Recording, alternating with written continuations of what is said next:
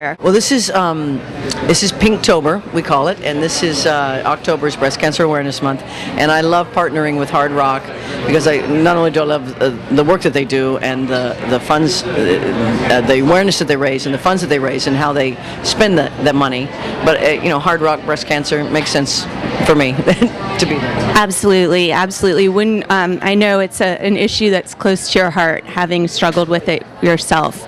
Were you happy with your health insurance at the time that you were going through that? My health insurance. Wow. You know what? I'm fortunate enough to be fortunate to not have to worry about. I didn't have to worry about money. I actually, I didn't even look into the health insurance. I just knew that I had enough that I could get through this. And I was also aware that this is something that could be a horrible burden on someone who doesn't have, one, health insurance, and two, even if you have the health insurance, there's stuff that they don't cover. It's really outrageous. Melissa Ethridge, yes. I know that you're a political activist. Yeah. Was there an event as a teenager or as a young woman that really brought you into politics? Can you think of a particular cause? Or? My parents were, I grew up in a house where my mother was a Democrat and my father was Republican. And I remember sitting around, I remember watching, Hubert Humphrey, accept the Democratic nomination. I remember watching, we would watch the conventions, we would watch the elections, and I understood that these things were important, and my parents would stay up on this, and so it was a part of my life. So as I grew up, it just made sense to me, and then as I realized I was a gay citizen, and all those issues with rights, you just kind of get swept up in that when you realize, wait a minute, my country might not be serving as it should. What party affiliation do you have now, or do you have one? I'm a registered Democrat.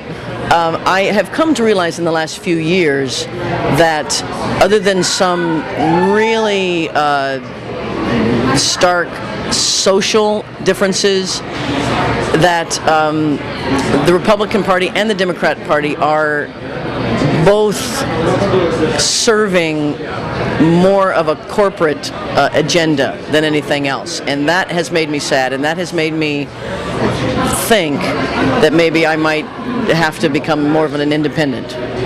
Would you ever consider running for office?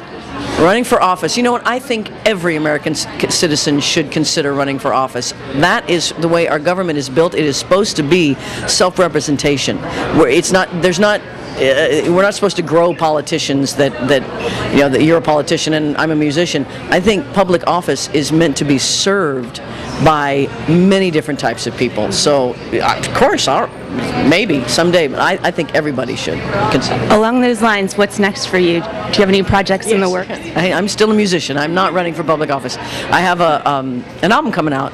It's a new album called Fearless Love, and it'll be out in March. Can I ask you to indulge me? It's my favorite song ever. One line from Come to My Window. Come to My Window. I don't care what they think. I don't care what they say. What do they know about this love anyway? Come to my window. That's my song.